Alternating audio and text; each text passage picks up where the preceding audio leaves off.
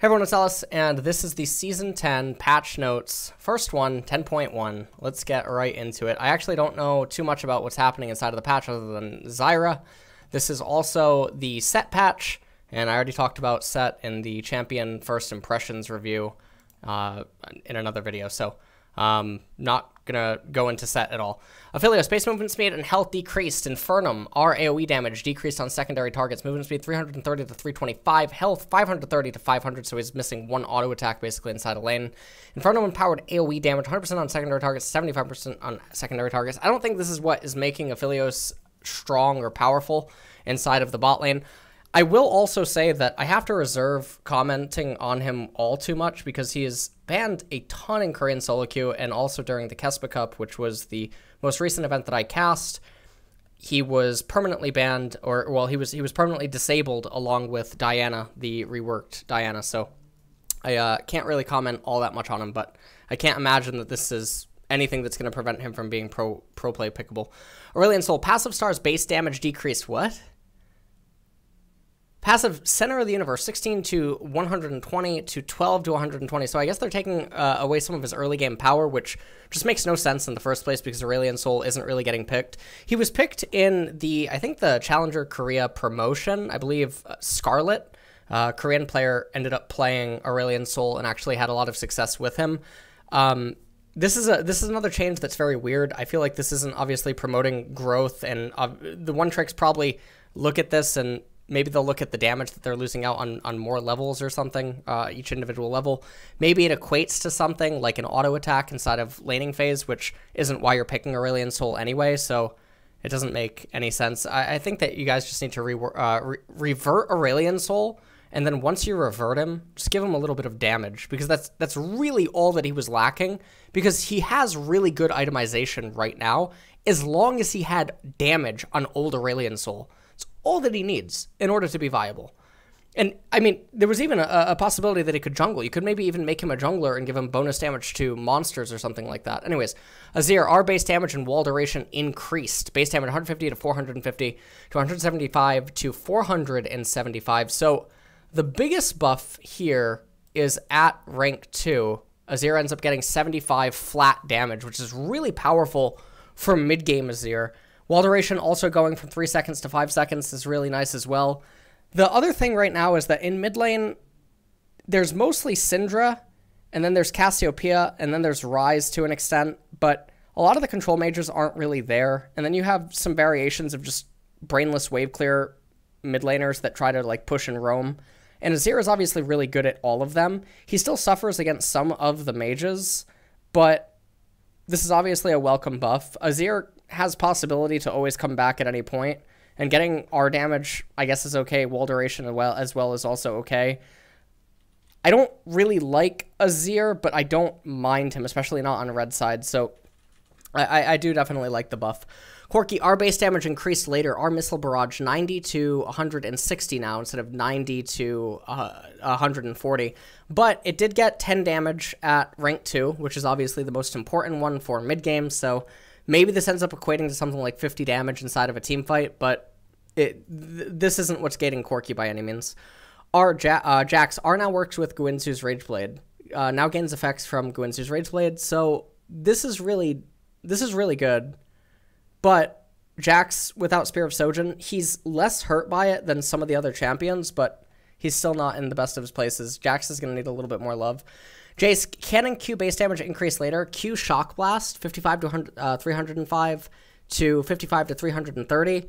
This doesn't really do too many things because if you're picking Jace to win laning phase, you're not really actually worrying about this kind of damage in the initial play to level 5.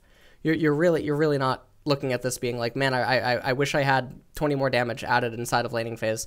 And obviously, that can be impactful, but if that's impactful for Jace, you're probably doing something wrong. So, for solo queue, this doesn't really mean anything, but for competitive, you shouldn't be picking Jace anyway. He's a sinner.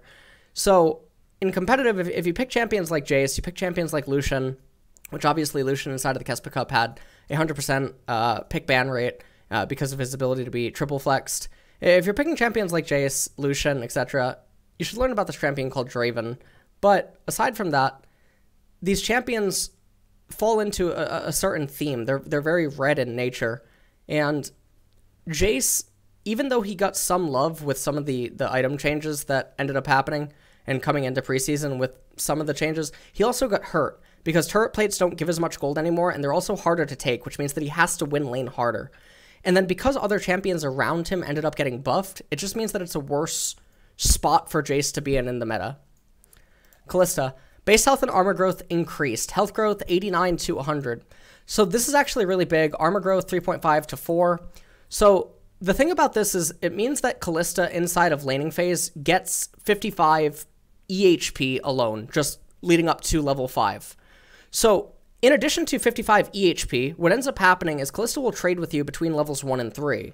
And then in addition to her trading with you between levels 1 and 3, she can also go back up to full HP, depending on how she's using her Doran's Blade, or if she has refillable potion with Longsword or something like that, which then means that this HP amount is much larger than it would otherwise lead you to believe. So Kalista actually probably got around 300, 400 gold in terms of value just inside of laning phase. And then obviously in the later stages of the game, Kalista's making out really pretty by getting a Ruby Crystal for free, and a little bit more. And then again, depending on her overheal shield or her sustain and stuff, and constantly going back up to higher HP values. This is definitely weird. Cost and movement speed decreased. Our mana penalty duration now displays on icon. Movement speed 340 to 335. Our Riftwalk debuff display. Kostanin's mana debuff duration now display. Okay, so Kostanin gets nerfed again, and it really doesn't make any sense. He's very good at a particular MMR in solo queue where players don't know how to punish him. And even the Conqueror Kostanin, I believe, ended up getting hurt, and the player that was playing it in Challenger Korea just doesn't play it anymore. So this is really bizarre, and it's also really sad to see, because this ultimately means that Riot has decided, again, I said this in a previous patch notes, Kostanin will not be allowed to be competitively viable except for whenever Haley's Comet is passing by or something. Because the stars that have to align to make this champion able to be picked is so thin and competitive, and often can only be achieved on red side in the first place. So it's already so difficult to make Kostanin come in. He's almost always going to have to come in on R4 or R5, typically R5, and what I'm referring to there is red 5. And obviously, I mean blue and red champion or team color. So inside of competitive, select R5 last pick is the only time that Kostanin can really come in. So him having nerfs is just really bizarre because he's not competitively viable. I imagine that they could do other things to try to make him good. His base damages all really suck, and it's already awkward enough for him to try to do anything.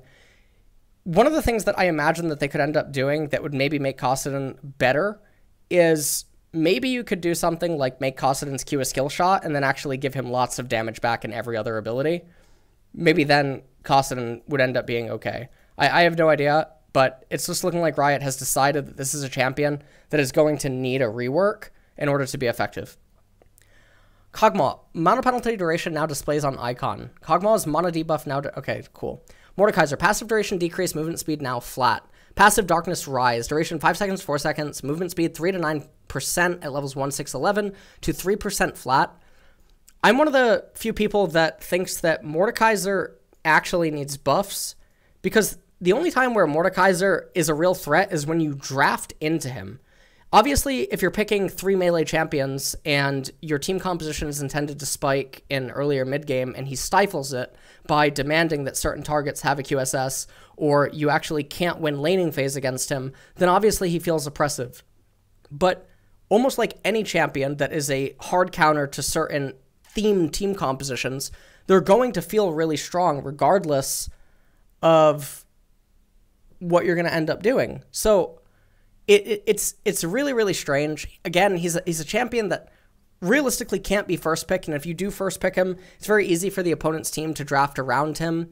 He's also a very heavy commitment to your team composition, in the sense that because he guarantees that QSS is going to be built on the enemy team, you're also hurting a lot of your mages that are now going to have to surely build into Void Staff, which makes their builds a little bit more expensive, and it can even end up hurting them as well. So there's a lot of stuff going on with Mordekaiser. Obviously, in solo queue, a lot of people are going to rejoice over this, but again, it's a very sad thing to see, because this is very akin to Darius and Garen. in the sense that Riot has decided that this will not be a competitively viable champion, or at least they're intending to make it that way. So Mordekaiser right now, as he stands, is really good because of a combination of things. His items are really cheap. He's very good into the current meta. There's a lot of Sin champions that are in the current meta. There's a lot of physical damage junglers that are in the current meta, Lee Sin, Rek'Sai, Olaf, etc. And these are all champions that Mordekaiser is very good against, and the overall arching team composition that typically they're accompanied with. He's very good against Aurelia. He's very good against Aatrox. He's very good against Akali. Lots of champions that, again, I already have a million things to say about them in the first place, but this is very akin to Quinn, where he's getting hit rather than the things that are enabling him. And it's really sad to see, because once these things eventually start to fade away, then Mordekaiser won't be remembered. So very sad. I also feel like the rework is a bit of a whiff, even though I initially really liked it at first. Nami.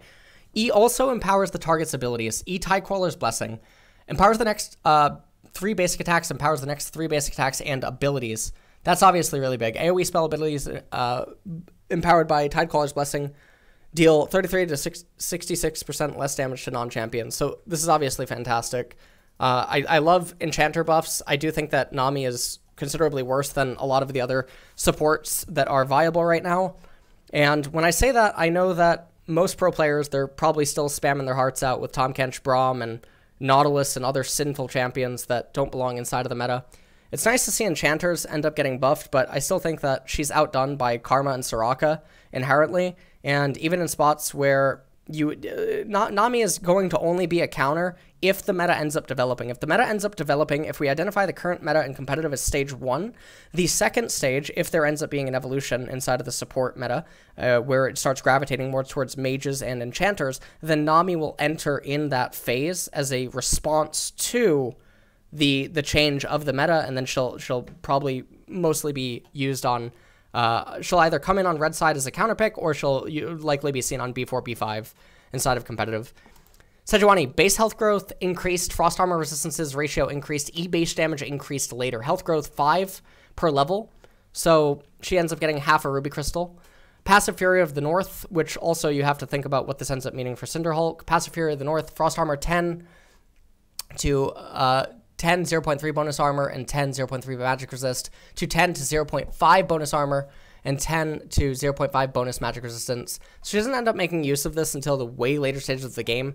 E permafrost 40 to 200 to 40 to 240. She does get back a hefty amount of damage on her permafrost, but it doesn't really matter. Sejuani is inherently a worse tank jungler than Ornn is in almost every single aspect.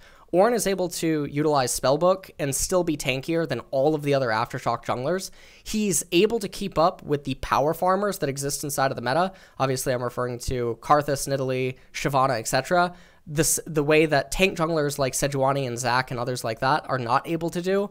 And so anytime that you're thinking about picking Sejuani, it should just be actually taking Ornn. Shyvana gains resistances when slaying Elder Dragon. Fury gains increased in lieu of ultimate CDR when slaying Cloud Drakes. E-mark target damage ratio and monster damage cap increased. Okay. Passive Fury, the Dragonborn. Shyvana now gains 5 permanent bonus armor and bonus magic resist for every Elemental Drake and Elder Dragon her team slays. Okay. Cloud Drake now increases Shyvana's Fury gains by 10, 20, 30, 40% because her ultimate. This is a really big buff. Even if she only ends up getting 1 Cloud Dragon, this is still a nice little buff for Shyvana. I like that Riot is doing something like this. E Flame Breath, 3.5% of the target's max health to 3.75. This is a massive buff. Marked monster damage cap, 100 to 150. These are really big Shyvana buffs, and it makes me actually really happy to see, especially because Shyvana is able to basically go 2 modes. She can be either tank, or she can end up being AP Shyvana, both of which are, I think, a lot better than some of the sinful champions that exist in the meta right now, like Lee Sin, Rek'Sai, Olaf, etc. Sylas.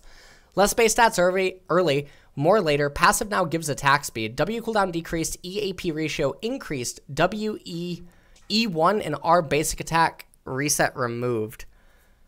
W cooldown decreased, EAP ratio, W...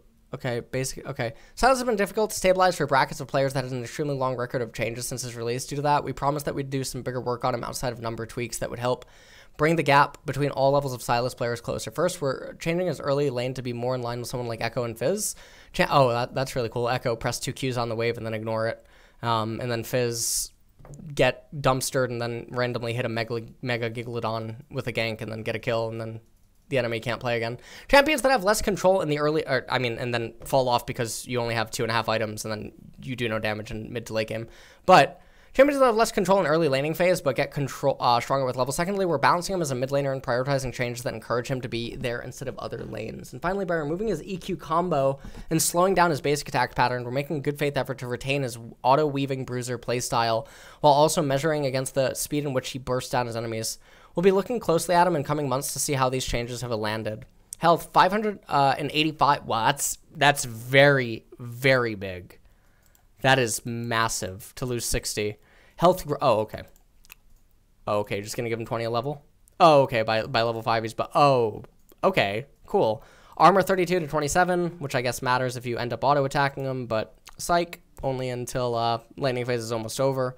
Magic resistance 39 to 32. Magic resistance growth, however, is up, so he's a lot more susceptible to getting bullied.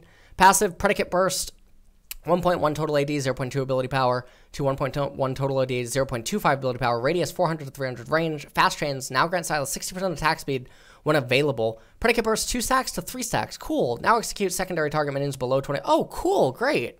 Awesome. Yeah. Q Chain Lash. 9 to 5 second scaling to 10 to 6 seconds. Chain damage 45 to 145 plus 0.6 to 40 to 100 plus 0.4. Detonation damage 45 to 145 to 0.6 to... Okay, so you just have to hit both, and then he's insane. Detonation minion damage reduction 45% to 60%. Detonation slow no longer slows enemies hit for 2 seconds. Can no longer be cast during E abduct. Okay, caged. Kingslayer. Basic attack reset. No longer there. Damage 65 to 205 plus 0.65 ability power. 65 to 205 plus 0.85 ability power. Cooldown 14 to 12 seconds to 14 to 8 seconds. No longer deals 50% increased targets to... Okay, well that's actually really big. Increased heal. Heals for 75%. Heals more based on Sylas' health, up to 100% more at 40% health. Okay. Cost 40 mana to 70 to 110. Eobscund Abduct. 70 to 230 plus 0.2 to 80 to 280 plus 1.0. What?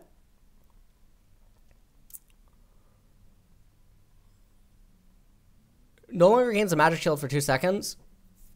That's really big. 14 seconds, 14 to 10. What? 100% AP scaling. Wait, hold on. Let me clarify something here. Hold on. Let me clarify something. 1 second.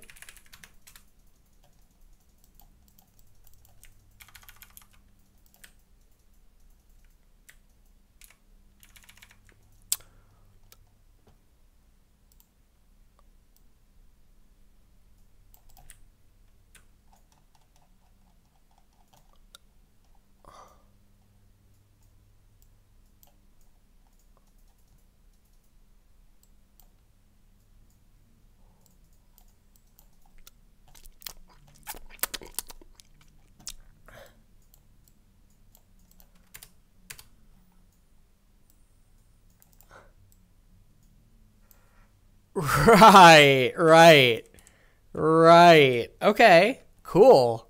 Wow. Cool. Great. I can tell who submitted their Sylas patch note changes 2 hours after midnight on New Year's, completely inebriated. Great. Awesome. Thank you so much. Thank you so much for your last minute submission. This was fantastic to read. Thank you so much, whoever did this. Awesome. Great. Varus, Q cooldown and Blight cooldown refund decreased. Piercing arrow 20 to 12 seconds to 18 to 10 seconds. Blight cooldown refund 4 seconds to 3 seconds. So this is really, really close to helping lethality Varus, and it'll obviously open up that window for him And with mid lane being the way that it is, maybe it could end up helping a return of Lethality Varus, especially because Lethality Varus got a lot of help because he has more Lethality items to go, whereas before he was getting gated. So obviously that's pretty nice. So Varus change is nice. Vi are now unstoppable for its whole duration. Denzel Washington. I'm pretty sure that's Sett's new skin. Vi remains unstoppable for the duration of her uppercut. Doesn't matter. Zyra. Empowered E slow decreased. E grasping roots. 30% not stacking to 25% stacking up to 2 times, but only once per plant. So this is really cool. Zyra is one of the best support champions in the game right now. Absolutely guts most of the themed competitive team compositions, destroys the sinful support champions that are being first picked, like Tom, Braum, and Nautilus, Galio, etc. And she's getting a placebo buff. Well, it's not really a placebo buff. This is actually quite big, but I'm hoping that it puts her on the radar and that people start picking her because she is so good right now. The only tank, there's like 2 tank supports that are actually like okay, and that's Leona and Zac. Not this Braum, Tom, Nautilus, etc. I mean, Nautilus is okay in some situations, but support items, Relic Shield, base health regen 25%, Targon's Buckler, 50% base health regeneration, Bulwark of the Mountain, 100%, ability power 40 to 25, Steel Shoulder Guards, oh, that's actually pretty big. That's weird. Steel Shoulder Guards, base health regen 25%, Runesteel Spalders, 50%, Pauldrons of Whitlock, or White Rock, base health regen 100%, attack damage 24 to 15, Spectral Sickle, mono regen 25%, 50%, 100%, attack damage down by 10, health down by 50, Spell Thief's Edge, 100% mono regen, health down by 50, that's really big, ability power down by 15, that's big as well. These are actually 2 really big hits. I feel like the mages obviously make out the worst on this, but it's still gonna be completely fine. The support items are still broken. Runes Conqueror now shows the total healing in its tooltips. Great. Prototype Omnistone cooldown decreased. Omnistone continues to significantly underperform, so we're giving it a buff so it has enough power to compete with the other choices. Cooldown 7 to 3 seconds for melee champions, 11 to 7 for range, to 5 to 3 for melee, and 9 to 7 for range champions. So maybe this has reached the status in top lane for Gangplank where he can end up actually utilizing it. But right now, the way that Omnistone is right now, Alawi uses it really, really well. Gangplank uses it pretty okay. Twisted Fate uses it okay. Taric actually does use it pretty okay. Bard uses it really okay. And that's pretty much... There's basically champions that don't have keystones are the ones that can realistically use this. So, bug fixes. Warwick Q, Jaws of the Beast, no longer depletes mana or goes on cooldown if the target dies during its cast. Okay, Ardent Center, bonus attack speed, unique passive, no longer activates on a champion that's shielding themselves. Alright, that's a big nerf to Diana. I also don't think Diana is very good, to be completely honest, even with the Ardent Sensor thing. Missile type abilities that wouldn't normally be in your vision will no longer give you early warning in Fog of War. Okay. Now, let's recap one more time before we get to what you guys are all really here for. So, Sett is in the patch, but I made a first impressions video of him elsewhere. I imagine that if the meta keeps gravitating towards tanks, he'll obviously be an option. Aphelios, do not think that it touches him enough. Aurelion Soul, please revert him. Azir, it is very good, and he's sort of almost well-positioned in the meta right now because everyone just isn't good. Corki, it's not enough. This isn't akin to the Azir change. The Azir change, Azir is already more reasonable because he's so safe. And then just giving him a little bit of more mid-game power is already nice because Azir is already going to scale really well. Jax needs more help. Jace doesn't really matter. Kalista change is really, really, really big. This is the second most impactful change inside of the entire patch. One of the things that we could end up seeing here is there is a high MMR mid-lane Kalista player as well. And so if Kalista ends up being played mid with, you know, the way the jungle meta is right now, but also bot lane, it's really good for flex. Costed and nerf is a complete joke. Kog'Maw doesn't matter. Mordekaiser really sad. Nami, it's really good if we make it to phase 2 of the competitive meta. Doesn't really matter outside of that. Sejuani, you should be playing Ornn anyway. Shyvana is massive for competitive and solo queue. The Sylas changes are just insane, actually. The Varus change is really, really nice. It gives you more options on Varus if you end up needing to go for the lethality Varus, which is a situation where if you end up picking Varus and the enemy team just completely outranges you, he also has more options given to him from the preseason changes. Vi, everyone's playing Sett. Zyra, really, really good. Get out there, play her if you're trying to get free LP. Okay, support item changes doesn't really matter, although I will say it does hit the mages more than the other classes. Omnistone, again, champions like Alawi, Twisted Fate, potentially Gangplank, Ornn in some situations. Pretty much it. Bug fixes, okay. Mecha Kingdoms Jax. You're going to need to buff him a little bit harder than that, okay? This actually is a really nice skin. It reminds me of Yoshimitsu from Tekken. Mecha Kingdoms Leona. This reminds me of what maybe a female not kaiju, right? It's the weapon. I don't know what it's called. Like a female pilot suit would end up looking like. A logger. I don't know. Mecha Kingdoms, this Darius? Oh, Mecha Kingdoms Draven. I mean, that actually looks really cool. This looks like something out of the Marvel universe. I don't know how else to describe that. It also looks like he's way too big. And this does not actually look balanced. There's like a lot of Raidens. This is sort of Reddit right now, and they're like yelling at the Riot Balance team or something, and this is actually Aurelion Sol that's about to get hit. It's really sad. F's out in chat. Mecha Kingdom Sett. I mean, this is just cool. This has to be one of the most awesome skins. Because he, like, punches and he, like, gets on you and stuff. This is, like, a Gundam or, like, a Lagger. This is so cool. That is so cool. That is Optimus Prime. Okay. Garen. I mean, again. So, one of the problems that I'm having with this is they all sort of look the same. But do make sure that, again, if you're a Garen player or if you are a tier 2 patron on patreon.com/LSXYZ9 and you're utilizing the solo queue tier list in order to climb, results may vary, but make sure that you pick yourself up the Prestige Garen skin. Remember, Garen is on that tier list and usable up until a certain MMR. Become a patron to find out what MMR that is. Make sure you get the Prestige Garen skin because whenever a champion has a Prestige skin, it's about letting the opponents know. Even if they beat you, you have the expensive skin. They feel bad. And that's just how that works. Perfect. Lord Sylas. This is looking like Jace Bellerin went homeless and also a little bit mad, and now Riot is releasing him or something, so it's obviously a little bit unfortunate. He definitely looks like Shang Tsung. I hope that I'm saying that right. Shang Tsung. I don't even know. Looks like him right there. Mecha Kingdoms Jax really does look like Yoshimitsu. This is insane. This looks like Cyborg or Cyrax or Sector or Smoke. It looks so cool, like Mortal Kombat vibes. This is so insane. This is so cool. This skin is so cool. Mecha Kingdoms Leona. It's pretty cool. All right, so that's it. Overall, a pretty okay patch. Not a lot of meta changes. Well, Sylas enters the meta. Outside of that, Sett enters as well. So these are two potentially big, meteors that enter and can shift some things up. But Zyra, the placebo buff that she ended up receiving, really nice. That's it.